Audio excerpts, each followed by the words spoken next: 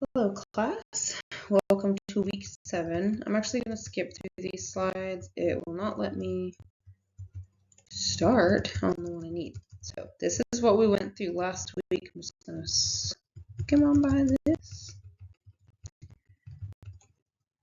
Okay, here we go. And I hope you guys all had a great weekend. Mine was really busy.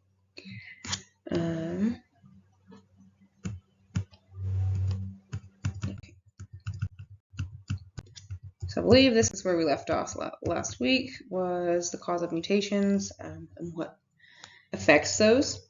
But this week, chapter 12 is over biotechnology. That's the study of how organisms, cells, and molecules can be modified to achieve practical benefits. The emphasis here is placed on genetic engineering. That is the manipulation of an organism's genetic material by adding, deleting, or transplanting genes from one organism to another. So is genetic engineering new? No, is the short answer for that. We have been doing selective breeding with animals for a very long time. That is a form of genetic engineering. But we do have new techniques that allow us to greatly speed up the process now. We've fine-tuned it a bit. We also have something called recombinant DNA technology. That's the combination of DNA from 2 or more sources. And that's where we get our genetically modified organisms, or GMOs, from. So these are things that have been around for a while. You've heard the words over the years, I'm sure.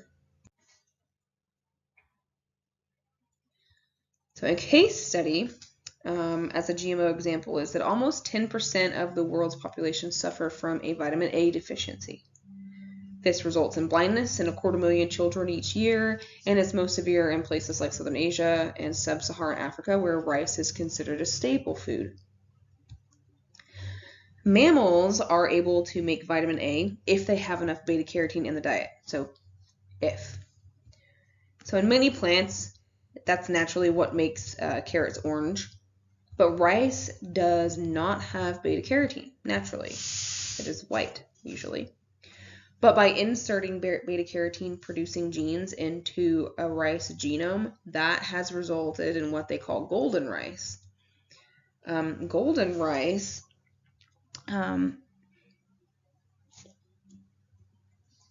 actually adds in the beta-carotene, so it gives us this like orangey color, but you can then get the vitamin A by consuming this golden rice. So in this particular instance, doing a genetically modified process on this rice helps the people who actually consume this rice regularly. But how widespread are they? So for the United States, if you look, corn,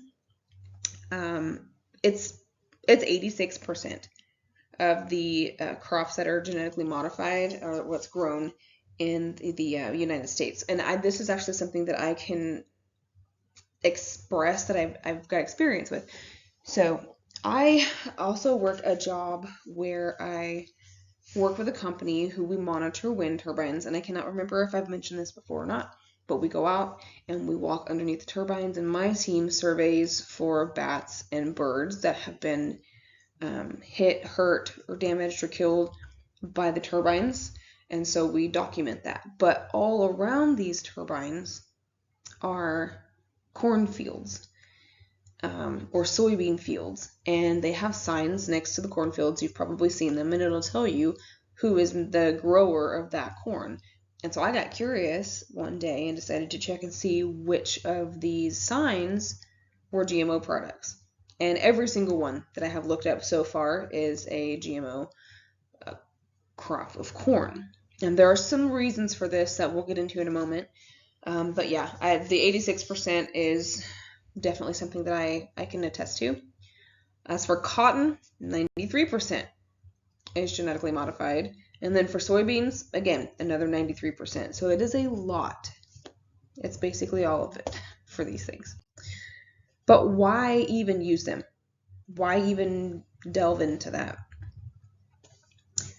So the short answer in one aspect is that millions of tons of food are lost each year to insects and other pests. This is something that is a massive problem on farms. And the way to prevent this without GMO is to spray pesticides. And I've seen it. I go into work of a morning and there are crop dusting planes. So they'll actually shoot up over the road, and if it's dusting the crop that I'm supposed to be surveying around that day, it's considered unsafe. So we're, for safety reasons, not permitted to survey those. So we have to go somewhere else for a while, a day or two.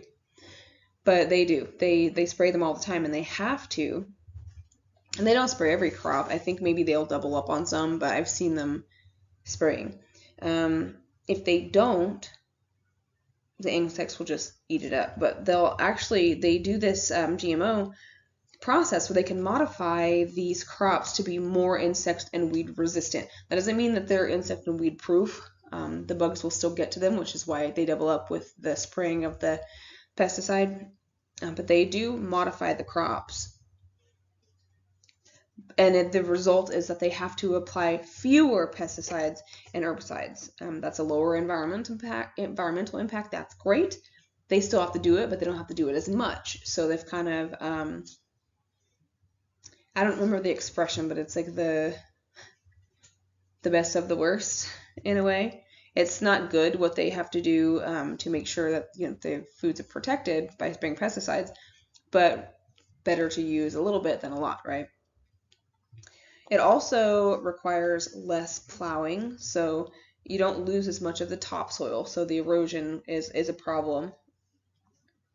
But then you also have faster growth. You can get bigger products. The animals will mature more quickly and to larger sizes, and that directly equates to more available food. So really what it comes down to is, do the benefits outweigh the risks? So on the one hand, you can prevent or cure diseases. Excuse me, I said that wrong. Preventing or curing diseases is not usually possible, but treating them is possible. Biotechnology can be used to mass produce substances or medicines to treat diseases. So this is something that can be used on a large scale. Medicines will be more widely available. And like insulin used to be purified from the pancreas of slaughtered pigs and cattle. But in 1982, researchers were able to use recombinant DNA technology to produce a GMO insulin on a massive scale. And so now 29 million people in the US had diabetes in 2014, and then 6 million of those require insulin for control of their diabetes. So I mean, it can definitely be helpful.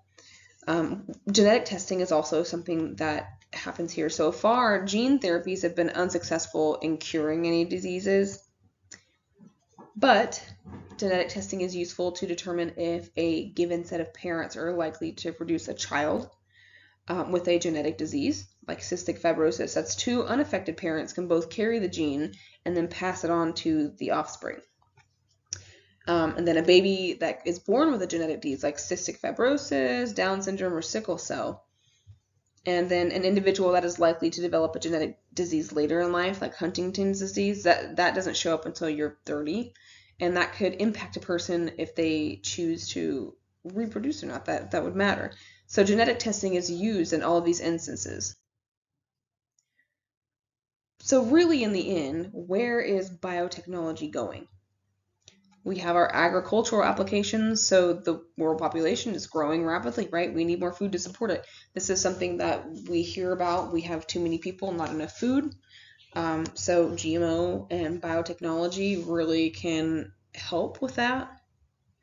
It can also help with the production of medicines that can make more medicine and quickly and in larger quantities, which we know we always are going to need medicine. We also have gene therapies for disease control and management.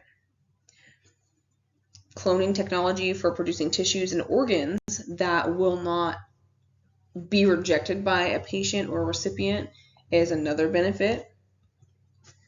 We already use DNA fingerprints to solve crimes and study organisms. So I actually do here at the end of this one have a bonus assignment for you all. So I will post this in an announcement as well, so it's not forgotten. But I would like you, if you want extra credit, write a 1-page paper outlining what you think about GMOs. You have to have at least 3 references. So if you're not familiar with the way that you look up a reference, I would suggest using Google Scholar, or you can type in, let's say you type in GMO corn and then write scientific article after the search. And then you can go to NCBI. That's a good website. Just something that's not a .com, no Wikipedia. You want it to be a .edu, .gov, maybe a .net, something like that. And you can pull full articles from certain websites. I need one of those references to be an actual book or journal. The other 2 can be websites. You must have a total of 3. So 1 actual book, and the other 2 can be websites if that's easier.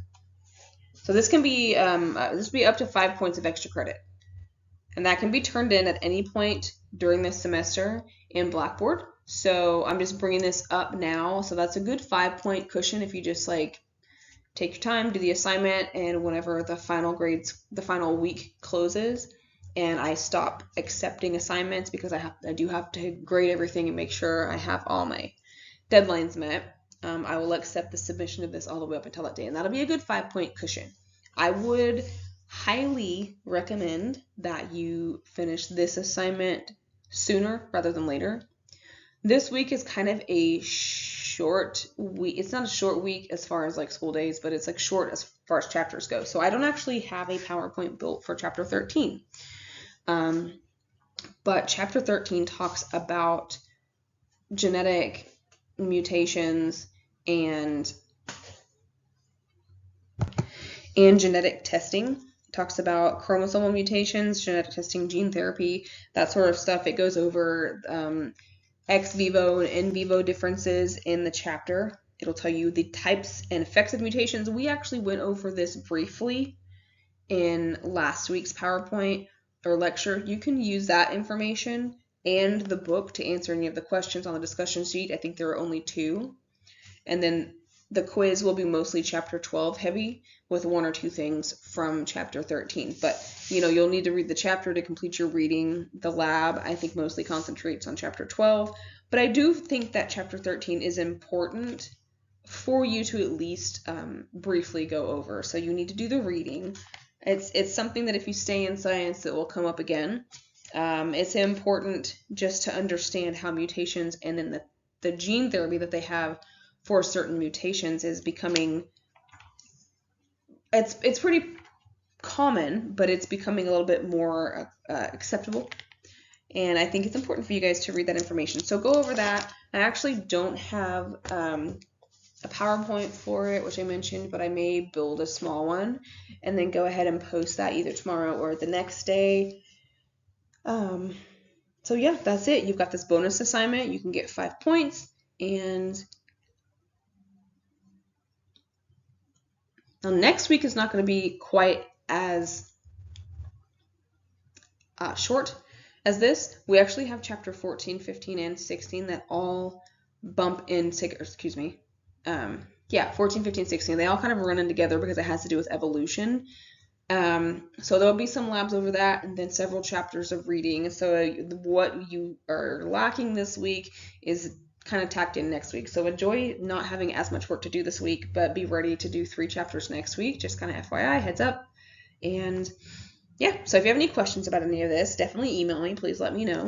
And I hope you guys all had a great weekend and you're feeling good rolling into week 7.